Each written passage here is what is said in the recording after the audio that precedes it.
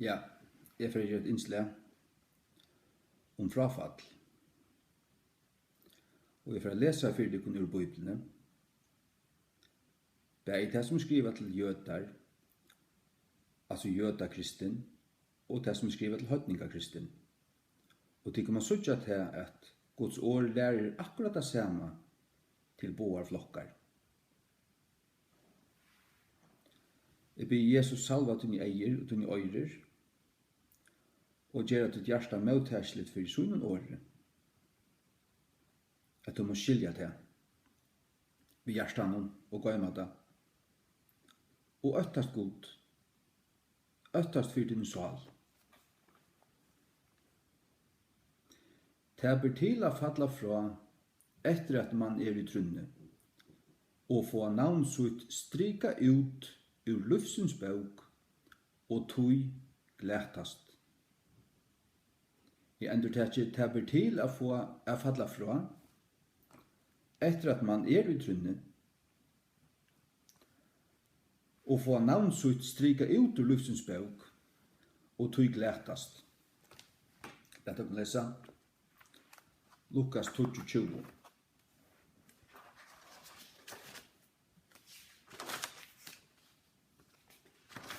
Lukas 20, vers 20. Hevast hetta, og i hesum fegnist ikkje, at andanir er underbrottlir i fyrtikon, men heldur fegnist av tog at tykkara nøvn er å skriva og i himne. Ja. Nøvnen til de kristne er skriva i himne, og nagrøgnligere er det skriva i livsens bok. Filippe brevet, 4:3.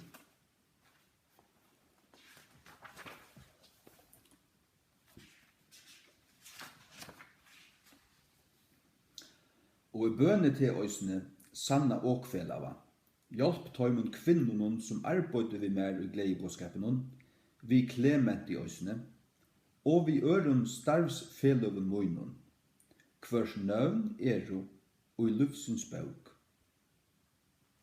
Jesus sier jeg vil lære sånn han gledest om at nøvn tykker skrive i himne. Paulus sier at han tar som at arbeid vi i gledebåskapen, tar han nøvn var i livsens bok. Hvers nøvn eru i livsens bok. Åpenberingen 3:5.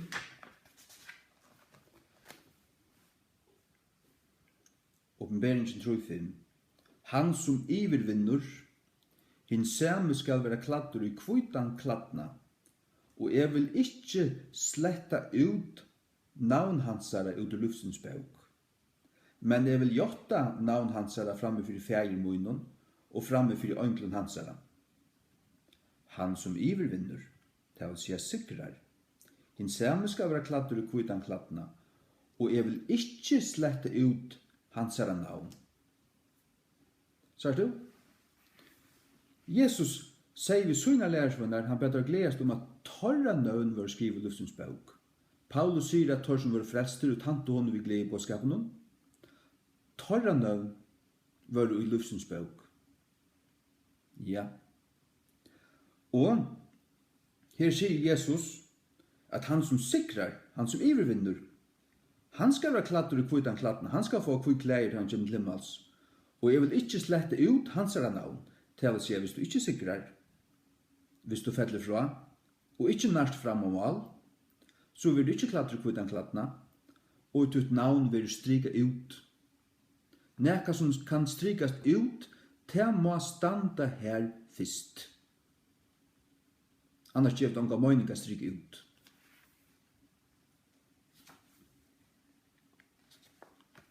Åpenberingen 16:8. Åpenberingen 16:8. Djauret som du såst vær og ikkje,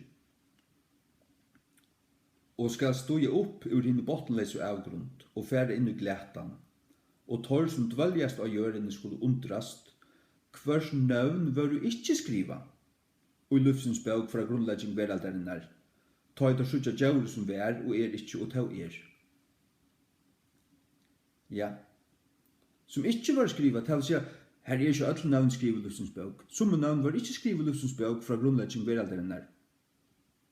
Men de som teker mot Jesus, ta du teker mot Jesus, ta vil ditt navn skrivet i livsens bok. Ta er du en av hans herre, en lærersvenner til honom. Ta er ditt navn skrivet i livsens bok. Ta du er frelstor, og er at Jesus Kristi vittne. Men hesi her, det har vi ikke navn som skriver i livsens bok, sagt du det?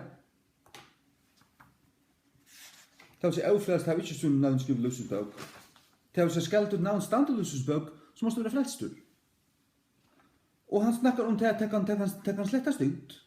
Det så vi her, Åpenbaringen 3:5. Og Åpenbaringen 20:15. Og hver som helst og fanst ikke skriva i livsens bok, vær kastaver inn i eldskjegven. Hatt den endelige daumeren. Kastaver inn i eldskjegven. Det vil si at du kan ha ditt navn, få ditt navn skrive i livsens bok, og få det stryke ut. Blotta ut. Stryke ut. Og vær ditt navn ikke stendet ditt navn ikke skrive i livsens bok og døma deg, så vil det kastet i eldskjegven. Hebreerbrev 6:6.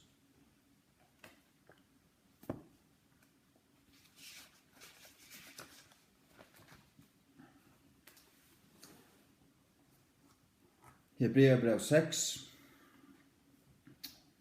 fra 4-6. Hebreerbrev 6 fra 4-6. Tog at det er møvelig tja tøymon som var øyna for opplyster og hava smakka av hinn himmelske gavo og var gjørde lottekarar i halkaandanon og hava smakka hitt gava år Guds og krefturnar av hinn komande veröld tor skulle falla fra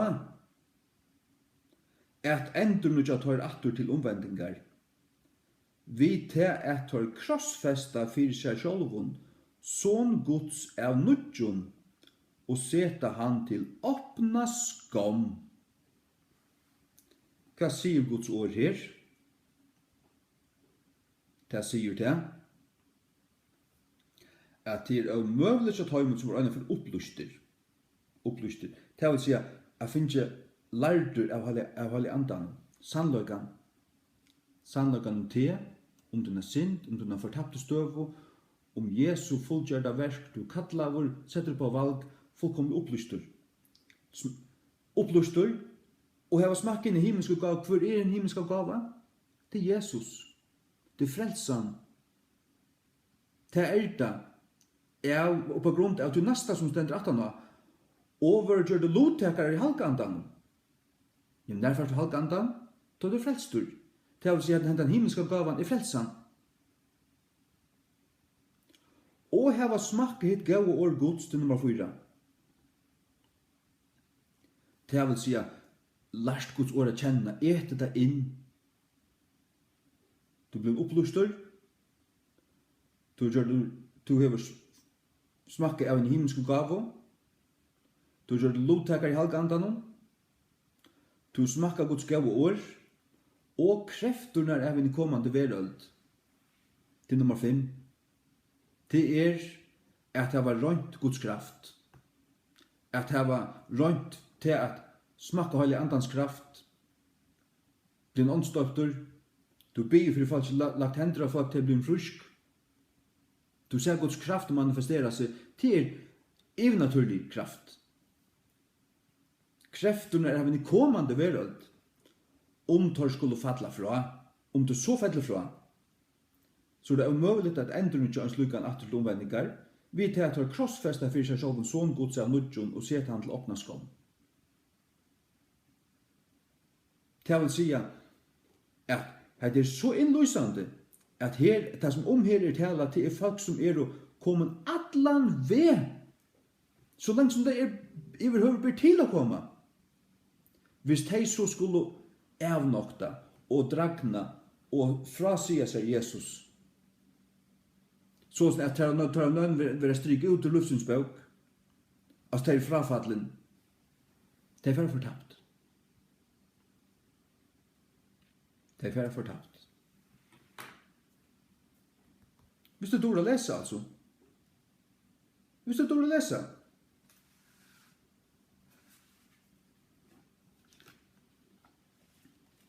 Så säger jag till papsar, jag hade stendur i Hebreerbrevene, hade skrivit till jødar och bla bla bla bla bla.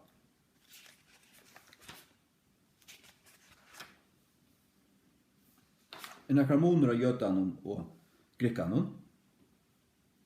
Må ikke jøden være frelstur, akkurat som grekkin. Da må han. En frelstur jøde betre fyrir enn en frelstur høytingur? Fyrir heldur god så ørver seg til en flestan jøde enn en flestan høytning? Det gjør han ikke. Rom 8:16, til at det skammest ikke vi glede bådskap Krists, til at han kraft Guds til frelse fyrir kvønt han som tror. Fyrir jødan fyrst, og østen fyrir grekkan. Fyrir jødan fyrst, og østen fyrir grekkan. Vi får til Efesus brevet. Efesus 2, 13 og 14. Men nu i Kristi Jesus tid som øyna fyrir var lengt borster fra, gjør det nær vi blau Krist. Han tog så her vi høytningar. Tid som var lengt borster fra.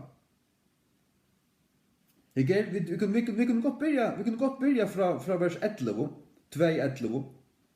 Hvers vegna minnes til at tid, verande i farnare tog høytningar i kjøtenen, som vi kallar omskjering av tog som vi kallar omskjering i kjøtenen, gjør vi hånden, at av torre tog var tid utan Krist. Verande avkunnumenn fra borgerskap i Israel, står utanfor Israel, og fremmande fra 48 sottmålen, hevande ånga vevn og utan god i heimen. Men nu, og i Kristi Jesus, tid som øyne for var lengt borster fra, gjør det nær vi blau Krist. Så stendur til at han friur okkara, som gjørst hever boar til åkt. Hver boar? Høytningarnar og jødanar. Og hever bråte nyer skilnavar mittlum gæren og mittlum okkun. Det var en skilnavar mittlum gæren og mittlum høytningar og jødar. Petur, tog han bæg på tætjennom, han fikk han sjøvn. Ferfødt djør og gjennom klæje. Imisk ferfødt djør, og han hørte denne rød, Petur, røyste, drep og et. Og han sier, jeg har aldri et nekka allgångt eller eurønt. Så sier Herren til som god halga skal du ikke kalle eurønt. Og så mye han ser seg sjøvn, så benker på, og til menn som sender fra Cornelius og høytningen, det er stendur gjerningen av Apostlene kapittel 20. 20. Og tar sender fra Cornelius og han kommer og prætika for seg. Og han fer så. Og så prætikar han og hele andre fettler og høytningarna. Og han forteller at han kommer atter til Jerusalem om seg sjøvnene. At god rønt seg høytningarna og vi trygg. Og det samme hendte vi høytningarna som hendte for jødene her av første kvitsun, at halvtje anden fatt liv deg. Og det som god til rønt, så skal du ikke kalla eurønt eller aldongt. Til ikke moner. Så igjen Jesus kom, så igjen Jesus gjør fullt gjør det sånn gjør, så det bare til, er du i hånden eller er du utanfor han? Gledebådskapen også til jødene. Tar ikke frelster utan tar takk om at Jesus. Så hver måneder her, tar vi lese her, og det stender i Hebreerbrevet, tar ikke måneder. Det ikke bare jødene som kunne falla fra. Det kunne vi også. Hvis vi det var rundt alle disse 5 tingene som stand her i Hebreerbrevet 6, og så falla fra.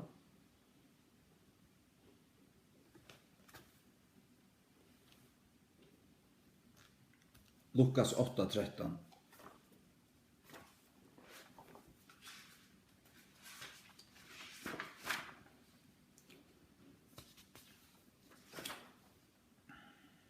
fra 12.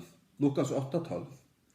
Tei vi vegkanten tei, som høyra, så kommer djevelen og teker bort året ut ur hjørstum torra, at ikkje tei skulle tryggva og vera frelst. Vers 13. Tei av kletten tei, som, tøy dei høyra, teka vi åren vi glede. Og hesi hav onga raud, som og i øyna stund tryggva, og av frøstingar tøy falla fra.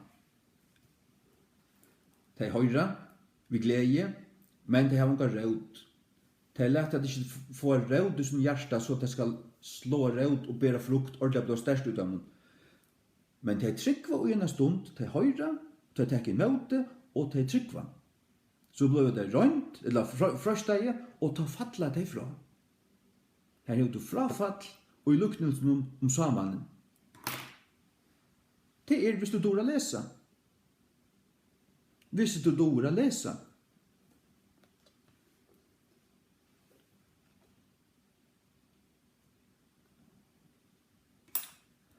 Det ber til å byrja i andanon og falla fra nøyene og så genge i kjøtene. Det at det ber til å byrja som kristen, men så ikke være kristen møyr. Hvis du fallen fra nøyene, så ikke en kristen møyr.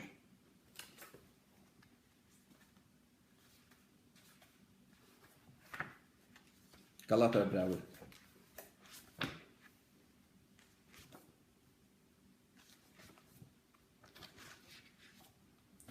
Galaterbrevet 3. Galaterbrevet 3.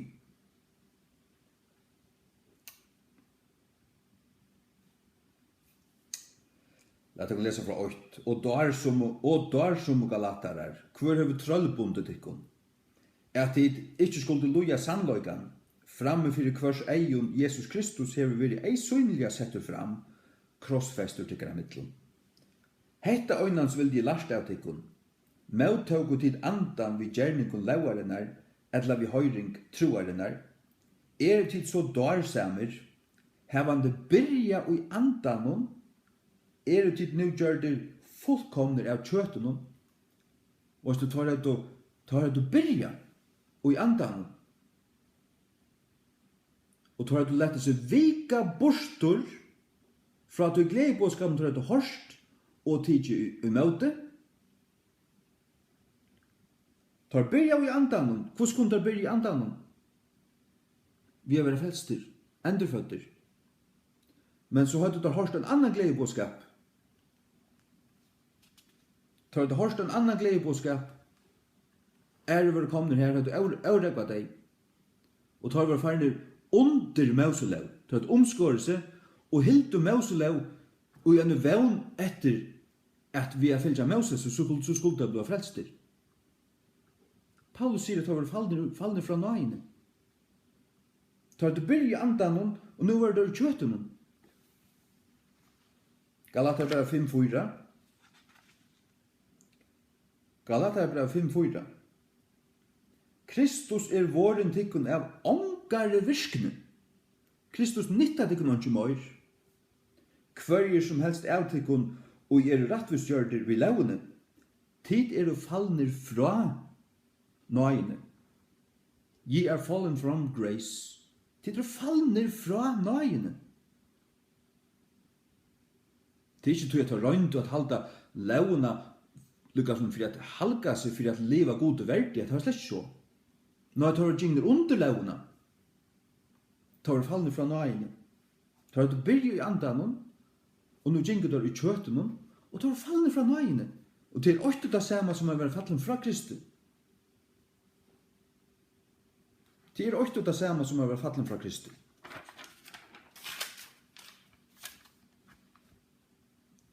Fyrre Timotheus 4:8.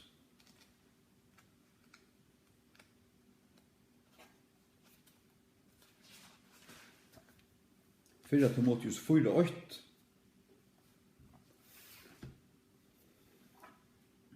Fyrre Timotheus 4:8.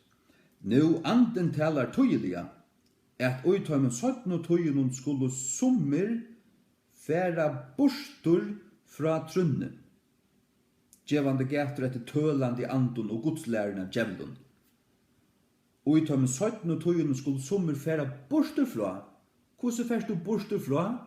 Jo, til du færst burstur fra en standpunkt du hever haft, til å si du steg ui, trunne, men så færst du burstur fra trunne. Burstur fra trunne.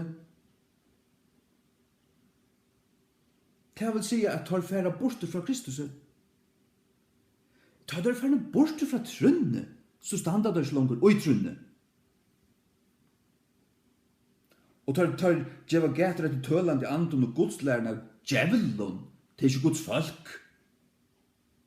Talande ligner i hykle, det er ikke Guds folk.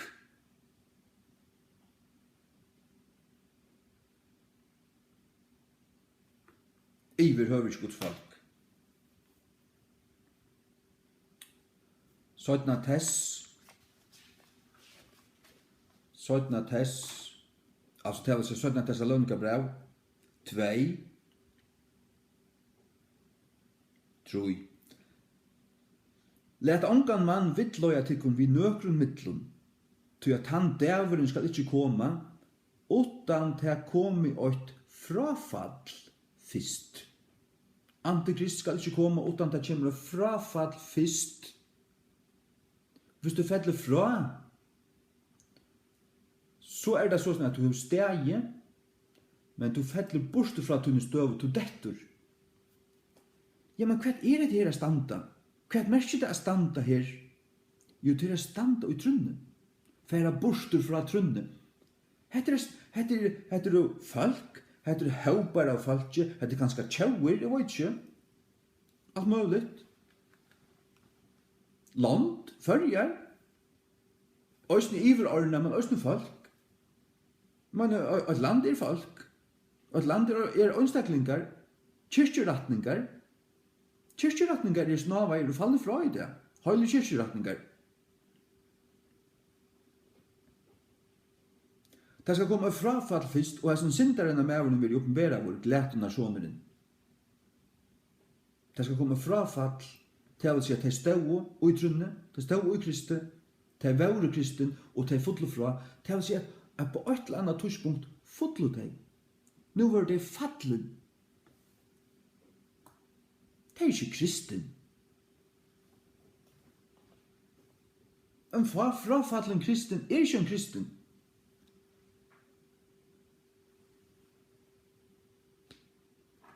Det stender oss nå videre at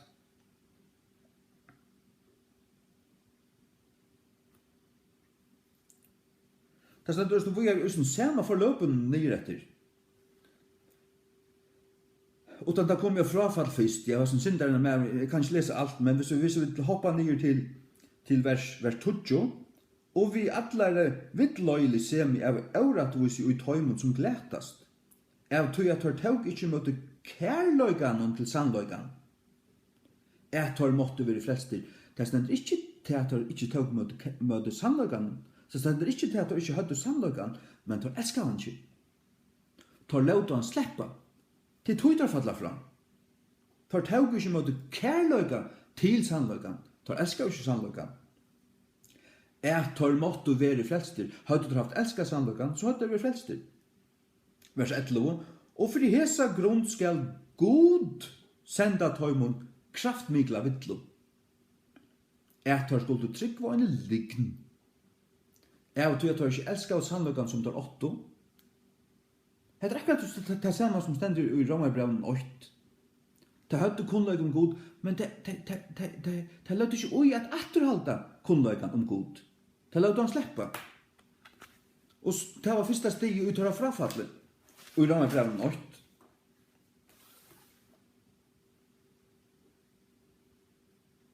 Rom 8, 21. Jeg tog at ta i tar kjent og god,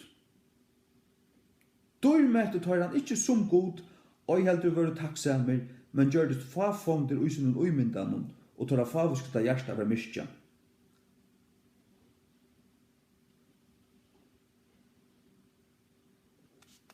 Ja. Så er det fått til deg.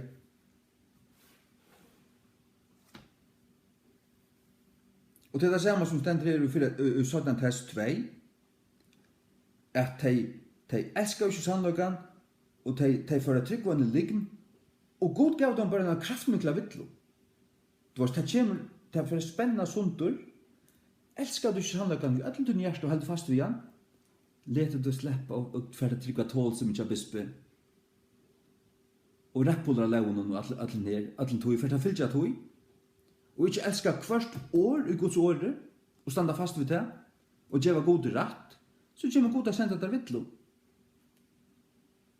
For i hos grunn skal god sende dem kraftmikla vittlo, at de skulle tryggvånelig, at tøyr atler måtte være heldømter, that they all might be damned, som tro ikke sannløyganen, men hadde hona og i øratvise. Det glætast.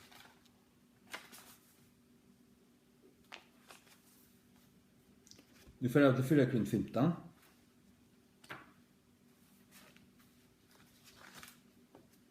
Du måste halda ut til endan for å være frelstur. Det er trångt postur, og det er en smeler vevur som fører til lufs. Det er trångt postur til frelsan. Det er ikke ringt av bare frelstur, men det er at du kjøtt skal avkleiast. At du rettvis skal leggjast nyer. Så tog rettvis er ikke til Jesu rettvis som du lyder av, så kommer du inn av veien, og du gonger han til enda. Jesus sier, han som kjenner seg med for månen, han vil kjennes med for ferie munnen. Han som evnokta med for månen, han vil evnokta. Han vil ikke kjennes med. 4 Korint 15. 4 Korint 15. Fra 8. Herom framt brøvur.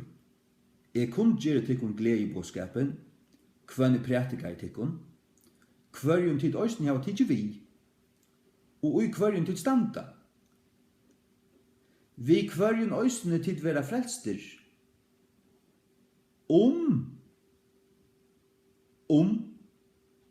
tid halda ui minne kvati prætikar i tikkun, utan så tid hava tru til omkis. Hesir her, korintmenn, tar høyt og hårst glede i bådskapen, han minnet av glede i bådskapen atter som han langt har pratikat om. Tar høyt og tidsi vi noen, kvann i pratikat er hver en tid òsne har tidsi vi, og hver og tid standa, tar stå og glede i bådskapen.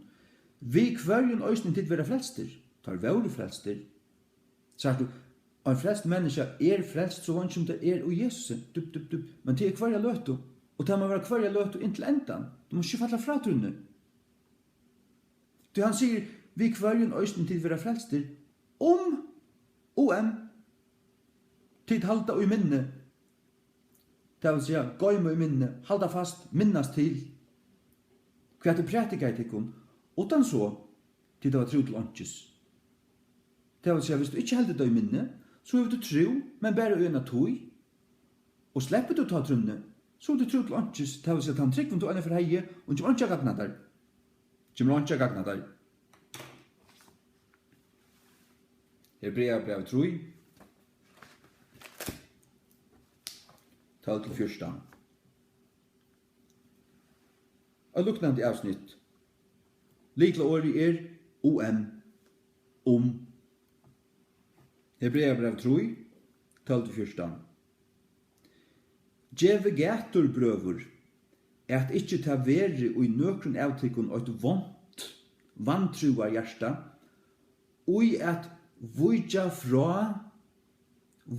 fra hinn livande gode, depart from the living God. Hvordan vuja du fra? Til at du stender tja, og så tømt da, jeg tømt ikke stand til meg, jeg fer fra, så vuja du fra, du fer iver her, og du stender ikke langt her som du størst, jeg bryr vi. Jeg vuja fra hinn livande gode, djeve gætur brøvur. Er en frelstur jøde til en brøvur? Er du hans er brøvur?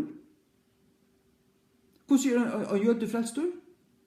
Vi trykker på Jesus Krist. Gledebådskapen er Guds kraft og frelse for jødan først, og så igjen for grikka. Øysten for Grekkan, Rom 8:16. Gjeve gatur brøvur, at ikkje ta veri ui nøkron av tikkum, av brørunum, og et vantruar hjärsta. Hvordan er du en brøvur? Du kan bare være en brøvur hvis du er frelstur. Hvordan fyrst du så et vantruar hjärsta? Du passar ikke på ditt hjärsta. Det var et mannakott som jeg fikk i morgen, det var år 2024, fram alt. Væra ditt hjärsta. Du udur hui urrenningar livsins. Væra ditt hjärsta. Man må passe på sitt hjärsta. Røtja sitt hjärsta. Ikke lova öllun inn i sitt hjärsta. Man skal ikke hitja til öllun, ikke lese alt. Ikke lusta til hverjum som helst. Man skal ikke lova seg hugsa om hva som helst. I røver ikke. Man skal passe på sitt hjärsta. Gjeve gætu brøver at ikke ta veri i nøkron avtikken et vantruar hjärsta, og i at vujja fra hin og livande gode. Vujja fra til det samme som fattla fra, til det færa borste fra. Men formene hver annan dagliga, hva det formene til at amina kraft igjen? Amina. Vi myndløk og kraft til at formene. Men formene hver annan dagliga, medan det øydre det, hvor skal man formene? Det er alvorligt. Det må ikke vujja fra en livande gode. Til en vant i utøy.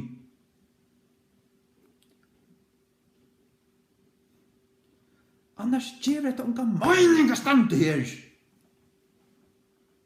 Hvis det er bare, hvis det ikke er noe, så er det ikke. Det er en avværing, det er alvorlig det her. For mennene hver annan dagliga med det øydre det, er at ikke nekar av tikkun veri heravur, forherdavur, for harsthjersta, tjøkken svika folk se med syndarinnar. Synden er svika folk, hvis du får spela ved henne, så du har kanskje reie ån i øyne tog, men knappt så teker hun til, og hun binder det. Det stender i åretøkken 23, hikk ikke et vunnen, hvordan rett er, hvordan det glitrar og vel renner nyer, til enda han bøyte det som en høgormer. Hva er høgormen her? Det er Satan. Høgormen er Satan. Vi må ikke spela av synd, vi kunne ikke spela av synd, så vil ditt hjärsta herra. Og så er det først et vantro av hjärsta. Og så er det ikke du fra gode, tog at du stender ikke så gode. Gode er høylaver. Du kan ikke standa gode nær og liva som en devil. Eller liva som en berskyndet menneske. Kanst du ikke. Snava du, så først du og knæ, eller be Jesus vaska det, og så kommer du atter, du varst. Det er en daglig gongt, det er gengul ljøsnum, det er samfunnet for vi annan, og blei Jesu Krist sonar Guds, rønns okkur for allar synd. Det hongur alt saman. Du gonger i ljøsnum, vet at du vaskar av Jesu blei. Ja. Og du vil vaska av Jesu blei konstant, vet at du gonger i ljøsnum. Det hongur saman. Og det er gengel ljøsnum til at alt kommer fram. Det er ikke krekva, men lett at det kommer fram for god, kvann det. Halleluja. Så er det vers 14, til at vi er gjørde lovtakarar i Kristi, om vi halda byrjanina av trest i okkara støvufast fram at endanum. Byrjanina av trest, ta du nu frelstur, så først du et mål av trygg. Det stender i Romerbrevene 12, og god du giver okkur mål av trygg. Du først trygg, og du først kraft. Det stender i Rom 8:12. Han kom til sånne egn, og hans egn tog ikke med om, men så mange som tog med om, tog gav han mått til å være godsbad, mått til kraft. Du først kraft fra hele andan til å være godsbad. Du vil gjøre det til å godsbad, av til kraften, til den kraften er endurføringen, til hele andre som kommer ut og tar det blodfrelstur. Men du må genge ut høy, det må ikke minka, og det må ikke dragna, det må ikke dodja, det må ikke sløkna. Det kan sløkna. Matteus 25, det kan vi lese at han da. La meg skrive det her. Matteus 25. Ty jeg videre gjør det lovtekere i Kristi, vi halda byrjan av trest i okkara støvfast fram et endanon. Du måst halda det støvfast fram et endanon. Du kan ikke drakna og ebbe ut og falla fra. Og allukal nå fram. Det passar ikke. Jeg legger ikke ut hva sier hvert. Det er det som Guds ord sier.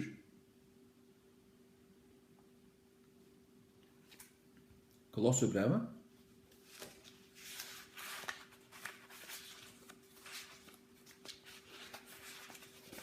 Kolossebrevet 8. 21-23. Og tikkun som var øyna for fremmandgjørter, og futjendar i hoa tikkara, vi vondum verskun, til nu hever han endursøvna. Han tåsar her vi mennesker som hadde vært lengt bort fra gode, som hever smakket til å være endursøvna. Og lika med kjøtshansara gjøknum deia, for jeg ser at det kom fram høylajar, og avlasteligar, og avfinneligjar i eksjon hansara. Men så stendur næsta verset. Det samme året etter her, tid halda avfram og i trunne. Er en treit. Hette er galdande.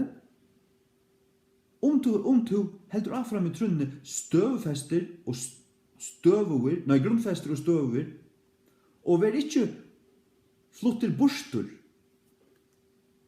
Fluttir burstur til det som falla fra, avvøyja fra, til det djevasta standa, til det frafall. Fluttir burstur. Hesten her, han stod i sannløykan, han stod i Guds ord, han prætika i Guds ord, øyna for 15 år siden. Hva er han i det? Han fluttir bort. For snakkar vi han snakkar ikke langt lykka. Han spottar det som han øyna for prætika i. Det Guds barn? Det er ikke Guds barn. Det er Satans barn. Det er et helvetes barn, som vi finner sitt navn strik ut av lystens bøk. Og som vi får suttja i Johannes 15, til en grøn som er bråten av, og som skal være brent, tan eldren til helvete. Til halt avfram i trunne, du såst i 4:15 og til troi, vi kvarin til å være frelster til halt i minne, Hebreabrev 3:12-14, til du gjør lovtakere i Kristi, til halt avfram til endan, halda støvfast, trestetekra til endan, og Kolossebrev 8:21-23, høylair, avlastlir, avfinnelir, og i eksjon hansara, til å se framme, for ta vi et skulle standa framme for hansara dømstøvle, men til treita av at du heldur avfram i trunne. Heldur du ikke avfram i trunne, så færst du ikke her. Det er en lysande, det øyneste du skal doa til det er å lese. Og varst du hver i tryggva hese falslæren øyne for frelstor, frelstor, til de som er blivet lært til, og her finnes det prenta og indoktrinera i til å tryggva du. Jeg har hørt til holdt på lyttet at menn som er i fangsle, menn blir flest i fangsle, som kanskje er du varst innlaster 40 år, men så finnes så en bøybel, en Gideons bøybel i nattborren, og bare lese her. Lese her, og komme til trygg av Jesus. Kanskje skulle der avrattast, kanskje har der drip i omkring, eller også, jeg sier bare så sånn her. Øngen av tøymon tror jeg så falslæren her, øyner flester, flester. Snakkar vi en slukan, som bare hever lise Guds ord er kommet til trygg, og ord Guds hever bare tala for seg sjålt. Han er ikke blevet indoktrineret av nekka dispensationsteologi, eller nekka tøylukt svass. Han er bare lise Guds ord. Han sier der at frafaller til mamma passe på seg, og mamma vil standard i trunne inntil endan hvis man skal komme til himmels.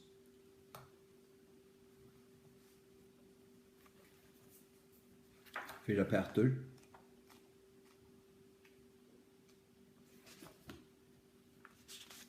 Fyra Petter. Petrus brev. Fyrra Petrus brev 5, 19-20. Høyr her. Jeg hittar alltid her iver til, jeg har funnet det til her, og jeg skal hitja at eia og er her. Jeg hittar alltid her til her en rei prikker, jeg vet ikke hvor. Samme gjør. Fyrra Petrus 5, 19-20. Høyr Guds år, vi slittler og lusta, brøvur. Han tar seg han tar vi, han tar seg vi kristenfolk, tar han sier brøvur. Tid, brøra menn, brøra mannhøyden og fargen, høyre med, brøvur, babsar, nekar av tikkun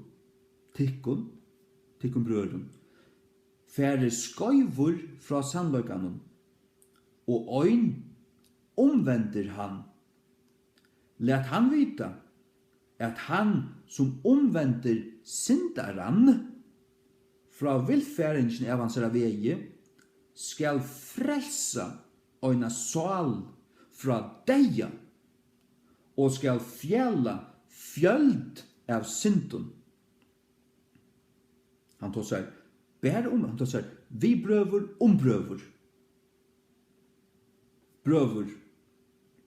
Ganske 20 brøver. Øyna tikkun, disse 20 brøverne, for borste fra sannløkan, for skøyvur, avnokta trunna, for borste fra sannløkan, for skøyvur fra sannløkan, tror ikke langt som rett som han øyer.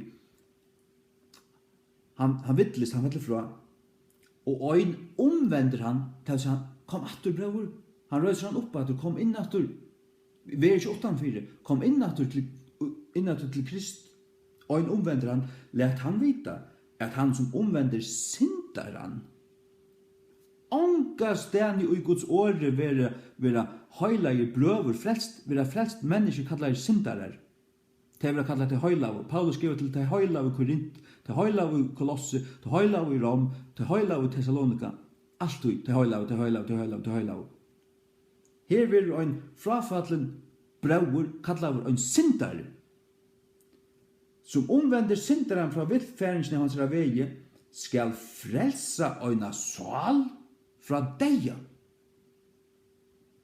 Det vil si at fikk han ikke omvendt han atter, så var det sin brøveren deier, og han en syndare, og han sier synder satt der, til her stender østene, og skal fjölda av synden.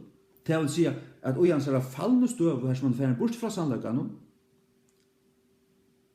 han deier i sin synd, og han sier synder suttjast, der satt der, til bæra hvis han kommer atter, han blir omvendt til sannløkene, at han sier sval vil frelst fra deia, og han sier synder vil fjaldar til å si vaska bort atter.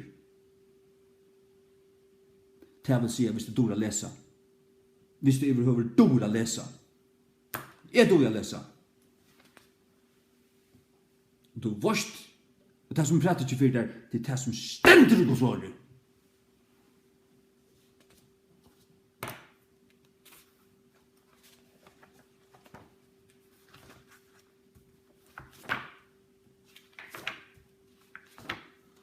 Hver ein baptistor og i fargen som lærer øyne for frelstor, av frelstor, en helvetes falslærare.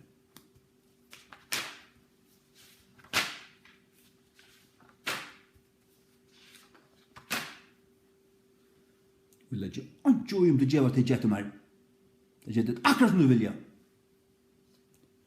Det ønsken mannatennare. Ønsken slåsker åtler i tenne god og hans åri og ånkonøyre, skal jeg fortelle deg. Matteus 25. Dette landet kan alt heta meg. Det gjør det for så vidt, og det skuiter ja. Det var lykka fort. Matteus 25. Ta skal kongadøm i himmels være luktene ved 20 jomfruer, som tog lampor skjønner, og fører ut at møte brygga av noen. Og 5 tårer var visar, og 5 var falskudar. Tær som var faderskutar, tog lampur sunar, og tog onk olju við seg. Men tær vísu tog olju og i kannun sunnun saman vi lampun sunnun. Medan bruggamren drala i durva og tær allar i svavu. Og vi midnatt var et råp gjørst, sui bruggamren kjemur, færi til det ut at møte honom, ta risu allar hesar jomfrikvanar, og trimma og lampur sunar. Og hinnar faderskutu, søddu vi hinnar vísu, gjevi okkun av oljutikkara, ty at okkara lampur eru sløknajar. Sløknajar. Jeg har fyrfætsljós ofta standandi brennandi. Jeg sløkte det årene byrja i gjerra til her. Nekka som sløknar, det brenner fyrst. Heter jomfrikvar som gjerra seg klarar til å møta bruggamren Jesus. Jomfrikvarn kristne folk. Oljan heilig anden. Oljan og i Bibelen ur perm heilig anden. Olja ongande nekka annan heilig anden. Og å være brennande til å være brennande. Til at hava heilig andan og hava eld i seg til å være brennande i andan og til å være en rattur kristen som prætikar og vittnar og virkar for Jesus. Og det vil jeg gjøre inntil Jesus kommer. Til at okkara lampur sløknajar. Ta hava det brent. Det var sløknajar.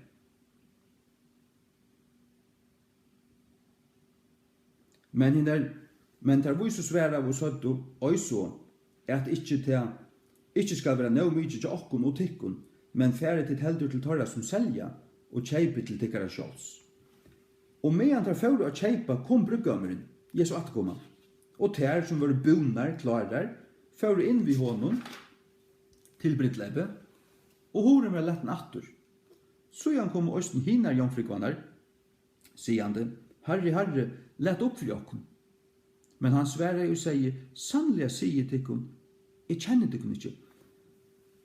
Han sier ikke her, jeg har aldri kjent tikkun. Her sier han, jeg kjenner tikkun ikke. Det stender i Matteus 6 om ærar som hadde virka under sårnaka og Jesu navn, men som ångat til å være frelster. Han sier vi tøyr, jeg har aldri kjent tikkun. Det var at ångat til å være frelster. Det var ångat til å være Gudsbøk, tøyr. Men her sier han ikke, jeg har aldri kjent tikkun. Det kunne han ikke sia. Kvoi? Det hadde vært brennande. Det hadde haft olje av lampene, lampene i hjärsta, oljan heilig anden, eldren eldre heilig andans. Der higno, der hadde olje i lampene og han kanno, der gjør det seg eika avmerk og i gaun tøyen der hadde fullt av olje i seg og eika tvars til at her det viktigaste, dette skal pleiast og passast. Skulle det komme ringa tøyer, for mun bruggammer at drala så vil jeg ha eika olje, hvis dette for å brenne ut, så kan det køyre møyre, og det var det som hendte. Det durva av allar svau, allar sånna, men det var så, og det slekna ikke om öllum, men det var så, det slekna ikke om öllum,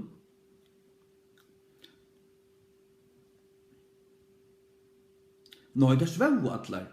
Men bruggamren drala i durva av tar allar og svau. Det var så andalige sovande. Ikke frafallen, ikke endelig kanskje brent, jo, det brente nok tjatom vuisu, det vet jeg ikke. Men vi midnatt var et råpgjørt, så i bruggamren kjemer ferdig ut av møte honom, tar risu allar hessa jomfrikvanar, og trimma av lampen, det var så gjør lampen stand. Det var ekvilja vårt, du varst det. Man kan ikke si at det var sløkna kjøtt om ødlum, men det var ødlum for en sløkna kjøtt om avvisu, kjøtt om faviskutu, til det som stender her. Der faviskutu sødde vi hinnar visu, gjev vi okkun av oljutikkara, til at okkara lampur sløknajar. Det var sløknajar. Som vi sier vitte skal at ting sløkna som måtte brenna fyrst. Det vil si at det var frafallnar. Og det var ikke i stand til å gjøre seg til å trimma lampuna og få det å brenne attur til bruggamren kom. Det hadde noen olje. Og tar viser seg så vidt ferdig heller kjøper ikke tømmen som selger. Hva det som merker ferdig til en gående prætikomann og du vet og få han at gjøre det i stand, men ta var slik tog. Du tar kombrukkamren. Og det som var boende for inn vi honom til dittleg, og honom var lagt natter. Jeg kjenner det ikke, jeg sier han i vers 12, og vers 13. Jeg kjenner det ikke. Vet ikke tog til at du vet hver ikke dagen etter togmann og hver en menneske som kommer. Nå er det hans vintan.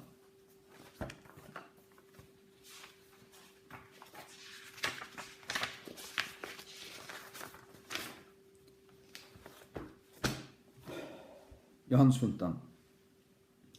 Jeg er det sanna vintreie, Jesus talar. Jeg er det sanna vintreie, og feir moin er vingarsmæveren.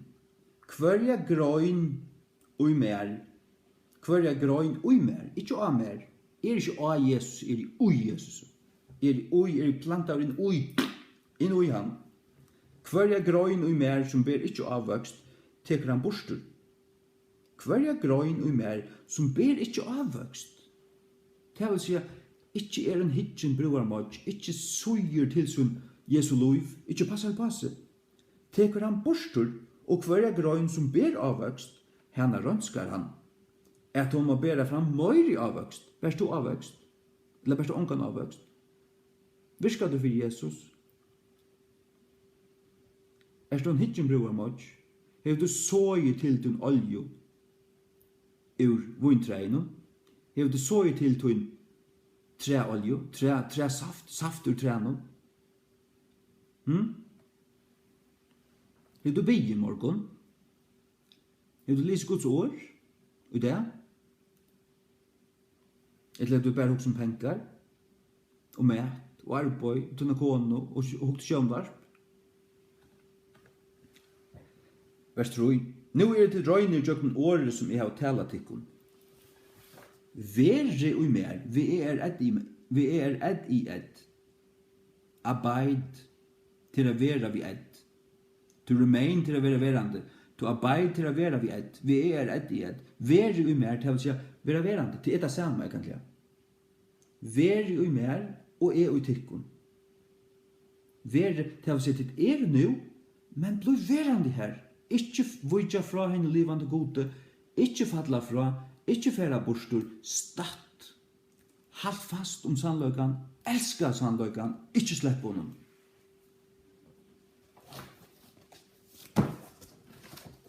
Hette sannløyken. Førska King James. Veri i mer og i tikkun. Og så grøynen kan ikke bære avvøkst av seg sjálvare, utan hon vil verande i vintreinen, og møyra kunne tid, utan tid, vil verande i mer. Og hva hender hvis man ikke blir avvøkst? Så vil man tidsen bostur. Og hva gjør vingarsmæveren vidt her grøynene som han tenker bostur? Jeg tar for å lese nå. Er vintreie tider grøynene? Han og verer i mer, vi er et år, bløyvor, vil verande. Han og verer i mer, og er i hånden. En samme ber fram miklan avvøkst. En grøyn strøyest ikke for å bære avvøkst. Hon ber avvøkst hvis hun er planta i vintrennen. Erst du i vintrennen i det? Det er ikke bare noe som du bare erst. Det er erst du hvis du erst er verlig. Hvis du er så gift. Hvis du er fotler av honom, hvis han bor ut der verlig og av sånn, så er du i honom. Hvis ikke, så er du ikke i honom. Don't kid yourself, baby. Han er i vintreie, tider i grøynene, han er verlig mer og er i honom, hin samme ber fram miklan avvøkst, tog at utan meg kunne tid ikke gjøre. Om ein mævur vil ikke verande i mer, ver han kastavur fram som en grøyn, og ver fallnavur, til å si fallnast. Vi er edduer, fallnavur, ver fallnavur. God djever om til å fallnast. God djever om til å fallna. Tog han ver kastavur ut. tog fallnast han. Verer fallnavur, og menn savna ter, og kasta der inn i elden, og det var brendar. Kvært? Altså, du måste huske hva det er for nekka. Du måste lese til. Jesus har sitt så intrøntjande vittar til hva signa øydegum vil verandi i mer, fer ikke ur mer. Det kan bare gjeva mening hvis det blir til. Hvis det er så må det bare til å være, men så gjevast vi å være og i hånden. Det sier seg sjalt. Som jeg sier, du skal bare do å lese. Do å lese.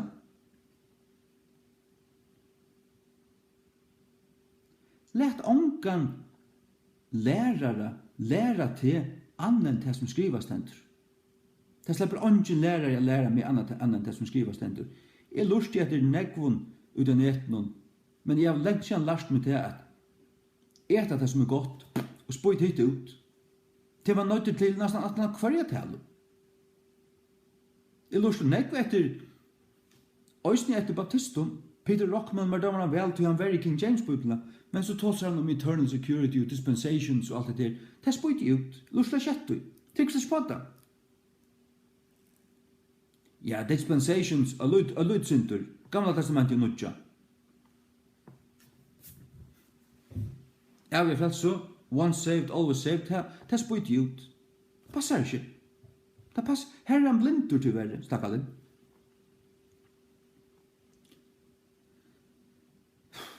Om en mævur vil ikke verandi mer, vil han kastavur fram som en grøyn og vil fellnavur. Og menn savna ter og kasta der inn i elden og til å være brendar.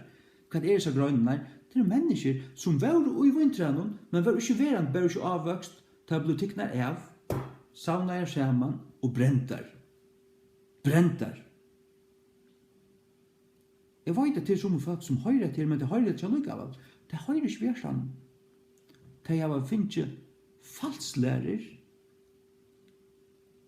påta er stunknar inn i øyrene av seg.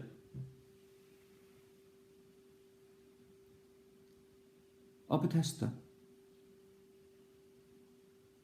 Sarepta, og ditten og datten. 12 år gamla jenter, kom fram her. Ja, nu er de fleste, de kunne ångande missa det. Jeg var så kvett det gjerra, de koma til himmels. Og så er det 15 år, det er ferdig ut i synd. Og så er det blitt nesten 30 år, jeg frelst, det ble vi her da jeg var 12 år. Jeg har ordnet det her, og så livet der synd. Jeg vil si at det. Jeg vil si at det. Jeg sier nøy. Nøy. Du er vilst fra sannløykene. Du er deg. Og nå er at omvendene til atter, så skal det frelse at hun har sval fra deg og fjalla av synden. Så sånn at jeg er på at her, ta i såles i stat. Ta i såles i stat. Og såles er tog verre nok så ofta stat. Jeg halder meg til Guds ord, og i Hesun, og alle med øren. Jeg er oppvaksen i kyrkjene, og heima misjonene, frelstur i misjonshusene av Glivron, kom mer av alt det her. Og akkurat vil man ikke visse fra misjonshusene. Men her kan ikke slett ikke langkur. Du at er døptur, blups under vatten, pladask, da bare ikke omgang det fra. Og her er det døptur i halga andan, og elde, og bare ikke omgang det fra nøkron. Det er altså er en pins, er karismatiker i ditten datten, og baptist, og heimamisjonare. Kyrkjefolk er faktisk slett, det er en grøn som jeg selv velger bare å klippe av, vekk ved henne, og i elden. For mer altså. Det er og i mer.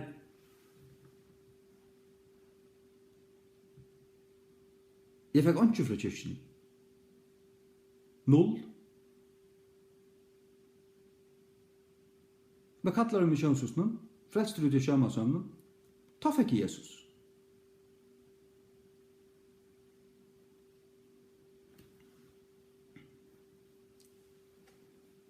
Herrens bor, en bolle og glas av benasaft. Og 4 Korint 11. 23-32. Les det og bie, brød bollen og drekk. Skål nyer, og en slursk. Ikke 12,5% Matteus. Ongan prest.